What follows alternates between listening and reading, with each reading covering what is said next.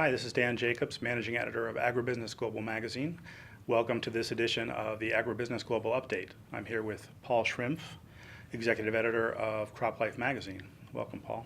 Thank you very much, Will. Today we're here to talk about Syngenta and ChemChina. Syngenta's Board of Directors has given approval for further discussions with ChemChina, a Chinese company, to acquire Syngenta. Bloomberg News is reporting that this deal could be completed as early as the Chinese New Year, which is in early February.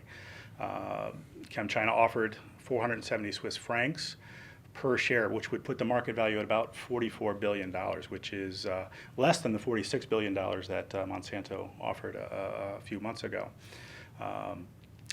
44 billion Swiss francs is about 43.8 billion US dollars. Following the failed talks between Monsanto and Syngenta, Syngenta CEO Michael Mack stepped down. So we'll see what this brings for the current executive board.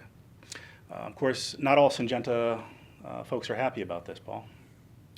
Oh yeah, we've heard both sides. I mean, we've heard domestically, because I covered the domestic market largely. There's certainly there's folks on both sides of the equation in terms of who would like this and who doesn't. Domestically, among retailers who are watching this, overall consolidation is making them a bit nervous. But in particular, the uncertainties that the China market and the moves that China makes brings to the domestic market overall. Those retailers that are close partners with those folks, with some of these retailers, are in particular, a little bit concerned about what a ChemChina relationship would be. I mean, there's some very important products, some very well-used products from the retailer standpoint on the Syngenta side, and I'm sure it will be an evaluation process and a feeling out, but also just a lot of concern going through the channel about what that ultimately would mean. Sure.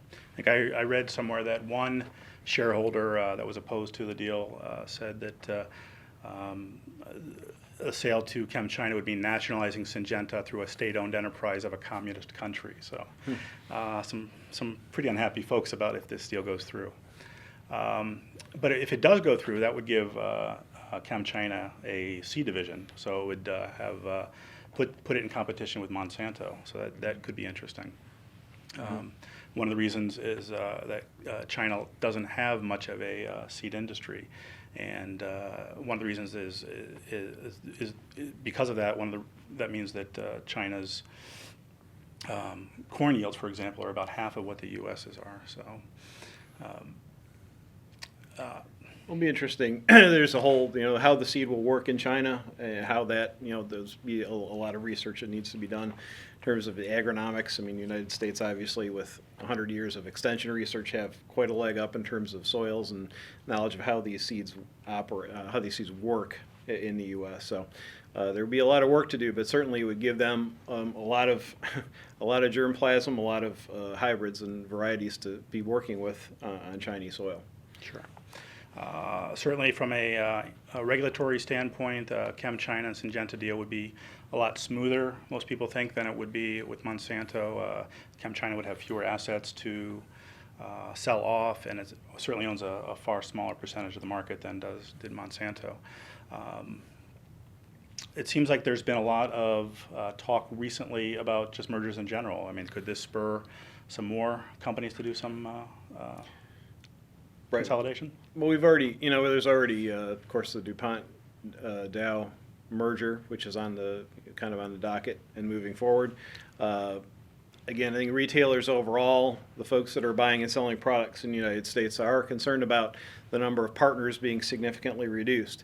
That could create opportunities for companies to look to retailers in the United States from overseas to increase the number of partners that they have, or at least start discussions with some of these partners, because again, the retailers see themselves going from 6 basics to 2 to 3 potentially in the future. You don't want to have all your eggs in one basket, as we say, in terms of having having all of the products that you sell and carry being under just a handful of companies. So it'll be interesting to see whether it has an impact on how retailers in the United States and distributors approach the product partnerships that they make.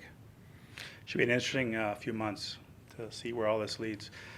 That's it for this edition of Agribusiness Global Update. Thank you very much. We'll see you next week.